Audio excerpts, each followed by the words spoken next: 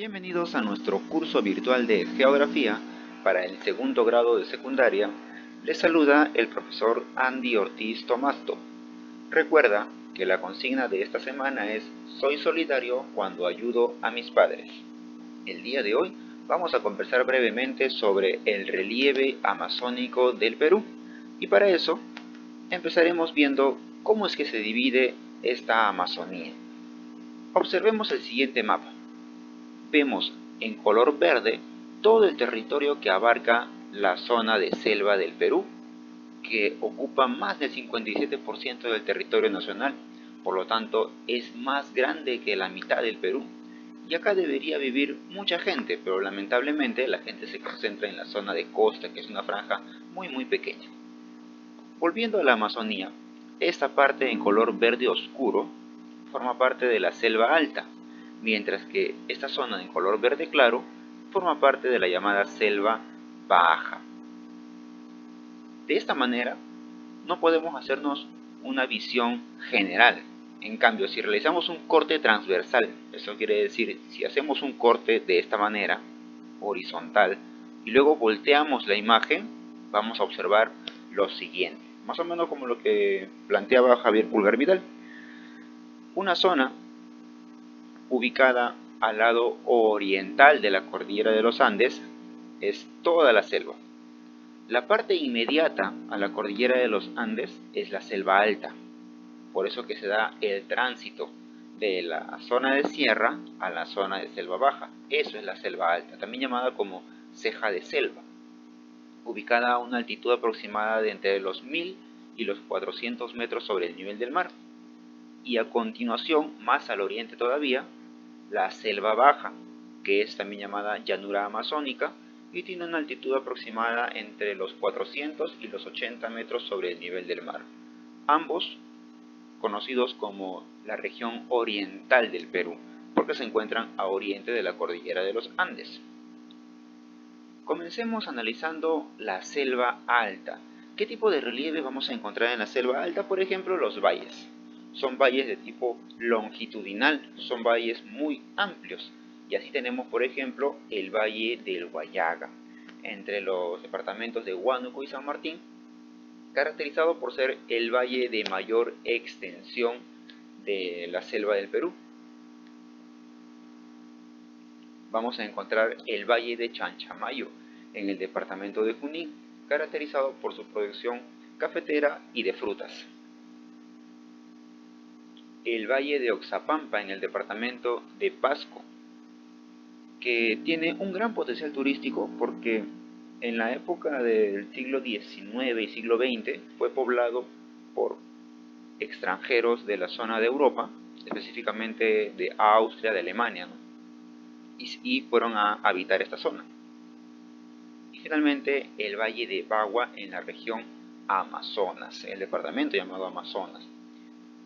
El valle, así como en la zona de la costa y la zona de la selva, tiene una importancia económica para esta región debido a que permite el desarrollo de la agricultura. Con la agricultura se genera pues alimento para las demás poblaciones. En la selva alta también vamos a encontrar los pongos, que en la serranía se les llama cañones. Y los pongos son importantes por su facilidad para construir ahí centrales hidroeléctricas. Al construir centrales hidroeléctricas se puede generar energía eléctrica para todo el Perú. Y como ya hemos mencionado, con estos pongos se puede incluso construir centrales hidroeléctricas y vender electricidad a toda Sudamérica. En imagen tenemos al pongo de Manseriche, ubicado en el río Marañón. Aquí tenemos el pongo de Rentema, también ubicado en el río Marañón. Entonces, el río Marañón es aquel río del cual se pueden construir varias centrales hidroeléctricas. Acá tenemos el pongo del Mantaro, con su afluente del río Mantaro, ese es el río Mantaro, y acá se ha construido la central hidroeléctrica más importante del Perú, llamado Santiago Antúnez de Mayolo, que brinda energía eléctrica a gran parte de la población del Perú. Y finalmente vemos en imagen al pongo de Mainique, ubicado en el departamento del Cusco, cerca al río Urubamba. Este es el río Urubamba. Por último, en la selva alta también vamos a encontrar cuevas, cavernas o también llamadas grutas, cuya importancia económica radica en el turismo. ¿Por qué? Porque se han vuelto lugares muy atractivos para la población, en los cuales las formaciones kársticas que se han creado ahí permiten unas fotografías demasiado bellas. Así tenemos, por ejemplo, la cueva de los Guácharos en el departamento de San Martín.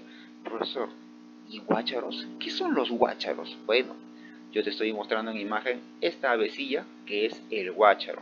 Es un animal que prácticamente no emite sonido, no emite mucho sonido, pero no emite sonido perceptible para nosotros. Nosotros no lo oímos, pero ellos sí lo oyen. Entre su especie sí se logran comunicar, ¿no? Entonces, antiguamente pues esta cueva estaba llena de guácharos.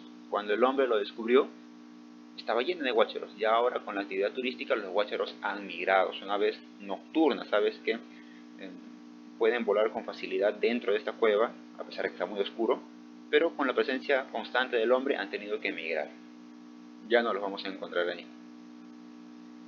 Tenemos por ejemplo la cueva de San Andrés en Cajamarca, cerca de la zona de Cutervo, en el Parque Nacional de Cutervo específicamente. Las cuevas del Huagapo en la región de Junín. Y Huagapo tiene un nombre específico. Huagapo significa Huaga, que es llanto, llorar, algo así, y Apu, que viene a ser un lugar sagrado, ¿no? Entonces, ¿por qué se le denomina así a esta zona? Porque las estalactitas que están colgando desprenden constantemente agua. Es como si esta zona estuviera llorando. Recuerda que hay una erosión tipo kárstica que se filtra el agua del subsuelo y va formando las cuevas o cavernas. Y este fenómeno se ve claramente acá en la cueva de Huagapo. Y por último, la cueva de las Lechuzas, en el departamento de Huánuco, en la cual pues también se ven las estalactitas, pero lo más llamativo acá son las estalagmitas. Son formaciones rocosas del suelo que tienen forma, por ejemplo, de animales, por ejemplo, de personas, y de personas muy reconocidas, como por ejemplo la Virgen María, Jesucristo, entre otros.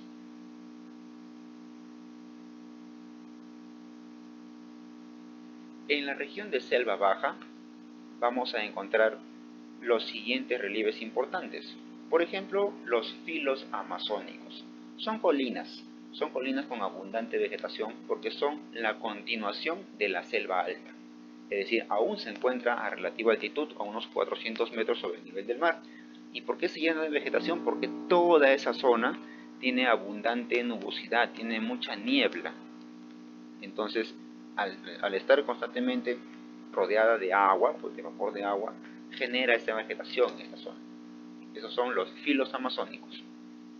Más hacia el oriente y a menor altitud se encuentran los altos amazónicos, que es la zona propicia para el establecimiento de las ciudades en la selva. Aquí se encuentran las principales ciudades, tal es el caso de lo que vemos en imagen, por ejemplo la ciudad de Iquitos. Vamos a encontrar más hacia el oriente todavía las restingas a menor altitud. Las restingas son zonas inundables por temporadas. Eso quiere decir que cuando hay época de crecida del río, cuando el río aumenta su caudal, esta zona se va a inundar. Pero cuando el río baja su caudal, esta zona permanece seca. Y es en ese momento en el que se desarrolla la agricultura. Cuando la zona está con poca cantidad de agua, las restingas producen gran cantidad de recursos agrícolas. Lo cosechan porque los pobladores de esa zona ya saben en qué momento qué épocas del año va a subir el caudal del río. Cosechan, recolectan, sube el caudal del río, se inundan las restingas, pero no pasa nada. No se maloran las cosechas, al contrario, se fertilizan, porque recuerda que con el aumento del caudal del río también salen minerales del fondo de los ríos que fertilizan esta zona. Y por último, tenemos las tahuampas, también llamadas bajiales o aguajales.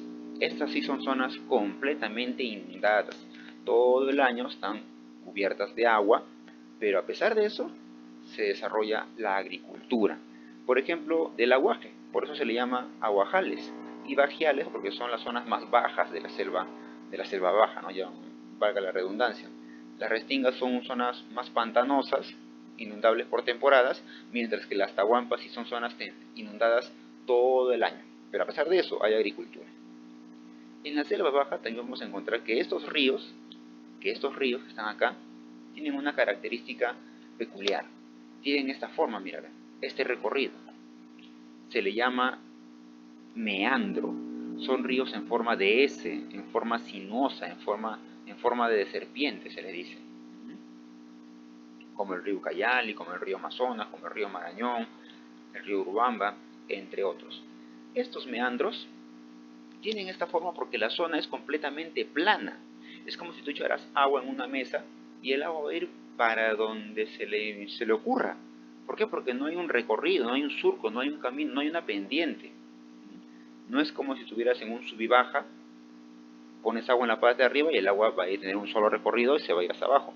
En cambio acá no, esto es completamente plano, es la llanura amazónica y es extenso.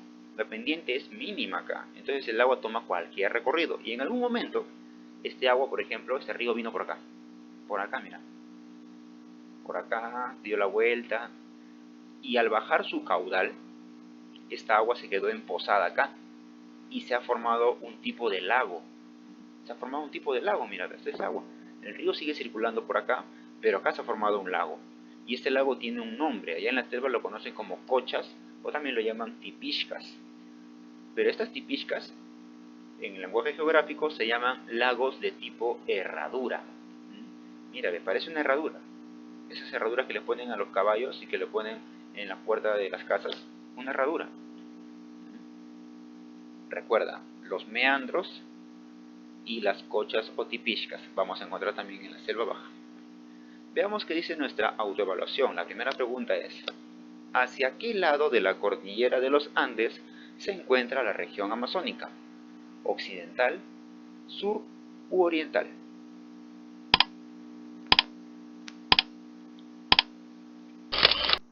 Región occidental no podría ser, porque ahí estaríamos hablando de la costa.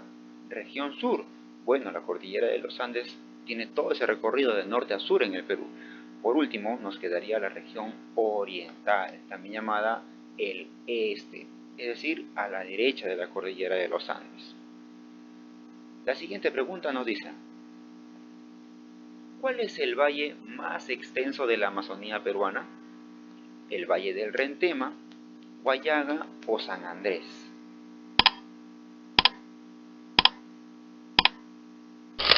Recordemos que Rentema es un pongo o cañón, mientras que San Andrés es una cueva o gruta. Por lo tanto, Huallaga es el valle más extenso de la Amazonía peruana. No te olvides que tienes una tarea pendiente. Con ayuda de tus papás, de tus hermanos, en familia, resuelve las siguientes preguntas.